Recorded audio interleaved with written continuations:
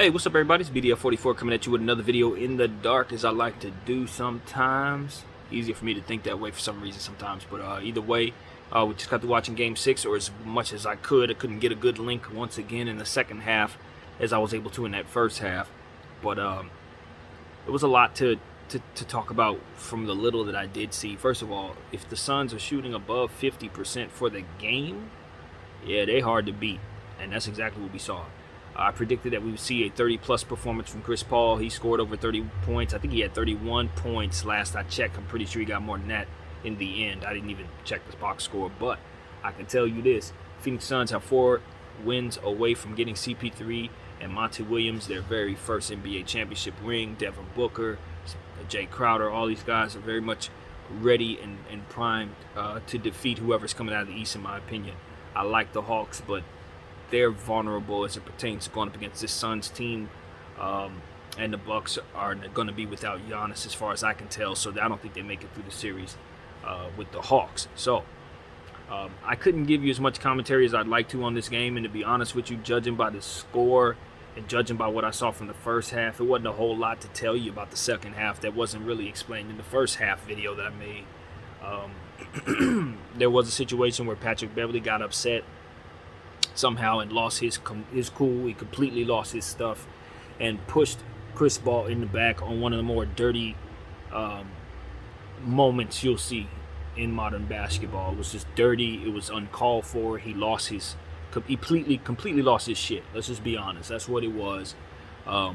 Frustrated. I don't know if Chris Paul said something to him. Like I said, the link wasn't allowing me to see much of anything in that second half, but from what I did see, something was said. Chris Paul walked past him. He was slapping hands with his teammates. Maybe a timeout was called. Likely it looked like he was headed to the bench for a timeout. And Patrick Beverley turned around as he was walking past him, said, "You know what? F this," and pushed him, put 2 hands in his back and pushed him to the ground to other Phoenix Suns players.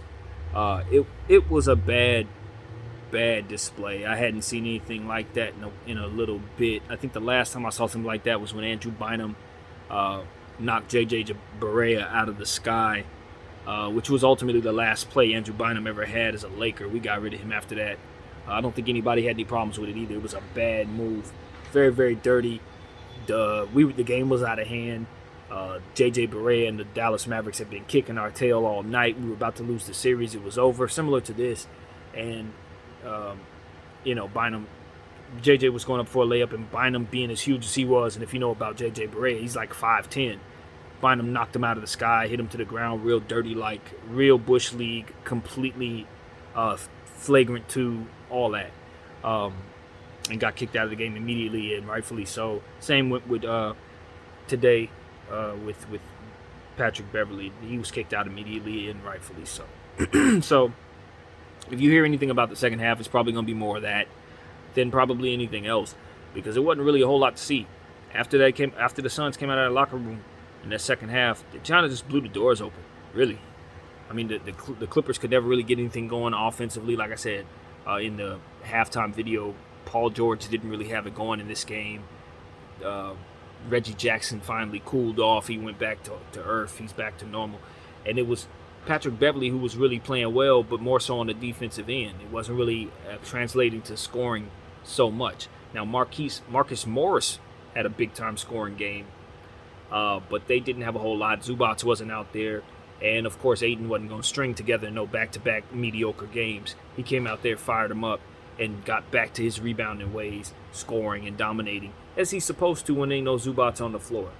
Booker started off hot, stayed hot, and was phenomenal as usual. If you're getting that type of shooting from Booker, then you got, like I said, Chris Paul scoring over 31 points, over 7 assists, and you look over and you see Jay Crowder and hit like 5 threes. I mean, it's just the Suns really, really did what they were supposed to do tonight on the road. Simple as that. They played like the team that coming out of the West is supposed to play, dominate, close the team out, demoralize them, leave no doubt on the scoreboard when the game's over. That's exactly what they did. They took care of business tonight.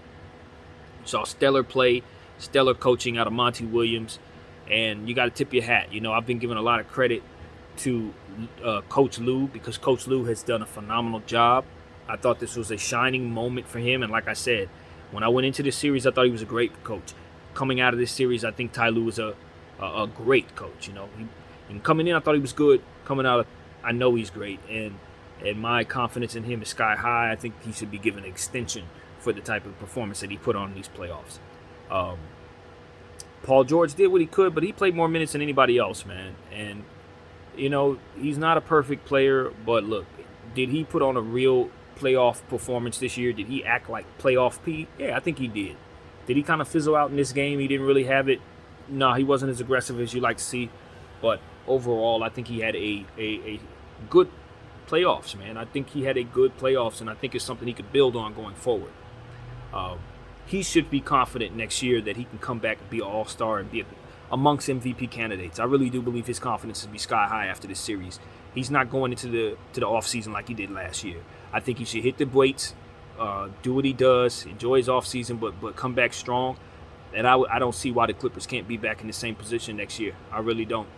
They could be the team seeing us, because I think we coming back. Phoenix will be around. Other teams will be around, but Clippers have winning ways and they have a winning coach, and I think that'll translate, and I think they're going to get some talent down there. I think they'll have more talent next year than they had this year, to be honest.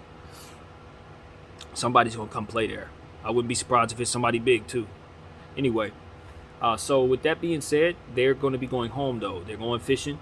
Buck stops there. Clippers put on a valiant effort. You won't be hearing no hating out of me today. I'm not going to be sitting up here laughing like I normally would when the Clippers get knocked off. They earned my respect in these playoffs. It kind of sucked seeing Boogie not get a chance at a ring. Kind of sucked not seeing Rondo succeed again this year. They have some guys on their team that I really appreciate. You know what I mean? Learned some things about some guys. Terrence Mann, learned some things about him. Learned some things about Nicholas Batum. I know his game a bit more because of this series. So I took a lot. I took a whole lot from these playoffs. And now that we're heading into the finals, I'm super happy that the Suns are there. That's exactly what I wanted to see on all fronts, especially as a Laker fan. Because the way I see it is, if we got knocked off by the guys that made it to the finals, then it ain't really all that bad that we got knocked off in the first round. If the Suns would have got knocked off in the second round by the Nuggets, that looks even worse on us.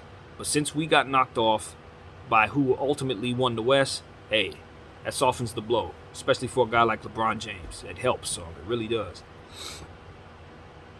Cam Johnson did not go tonight. I don't know what happened. I didn't even know he was injured. But the guy that I've been getting on a lot, Torrey Craig, really made his impact felt tonight. And if I'm going to be critical on a guy, I got to point out when he plays well. He played well tonight. He was rebounding the ball extremely well. He put himself in positions to be in the right spots at the right time. He played defense tonight, and he made his shots. So, like I said, I've been critical of the dude. I say he's the weakest link on the Phoenix Suns team, but he came out in the closeout game and held his own. And as I had also said, I'd seen him play well, too, with the Denver Nuggets. So it's not like I think he's a scrub. I just don't love him at the 5 spot. But he did his job. Dario Saric, same thing, especially in that first half. He was hitting shots. Everybody on the Phoenix Suns seemed to have learned their lesson from the last game. That's what I saw. I saw a Phoenix Suns team who coach reached them. You know what I mean? We see many times where coaches can't reach their players. You see coaches get tuned out. I feel like Monty Williams was able to reach his team after Game 5. It's just a hunch that I have, that whatever he said, whatever was said in that locker room, it resonated amongst the players, and they came out with the requisite amount of intensity that was missing from Game 5. And that's why they were able to win tonight, especially a guy like DeAndre Ayton. He showed up. And, of course, Campaign getting healthier, he came back, was able to have that speed that they hadn't had since Game 2.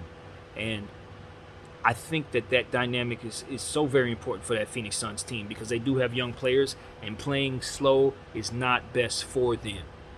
They get away with it because they're a bunch of talented group, and they do have a sound half-court offense. But for the players themselves, they would probably much rather play at the pace that Campaign plays at, because they're able to kind of use it plays to their strengths. So that's what I saw out there.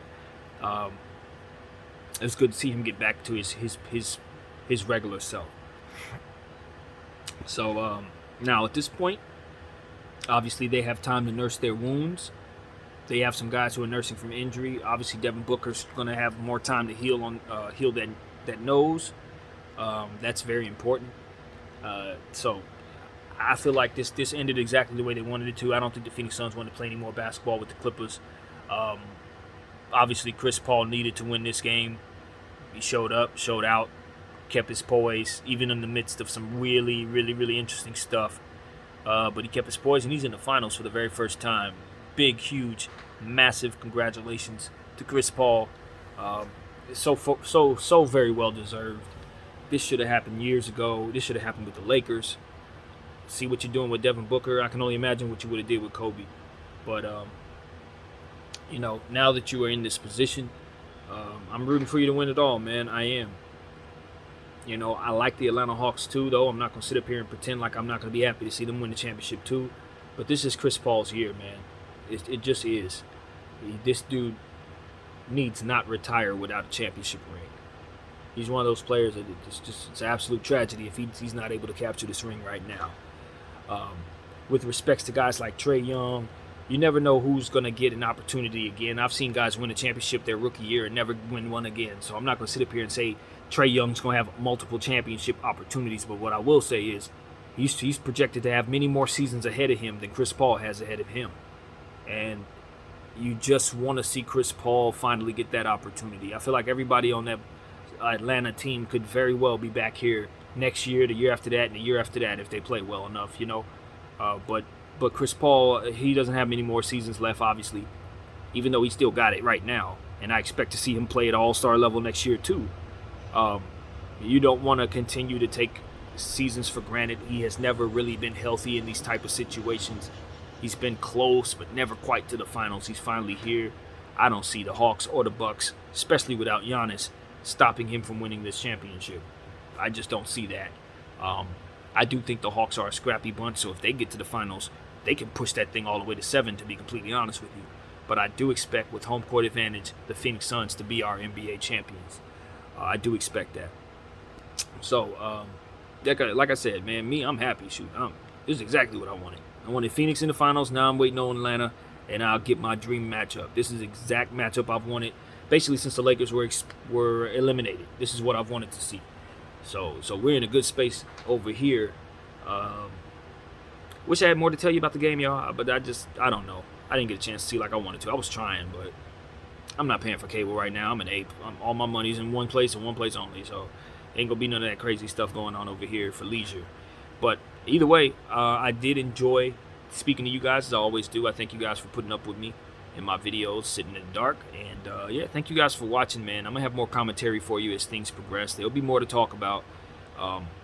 So that's that. Peace.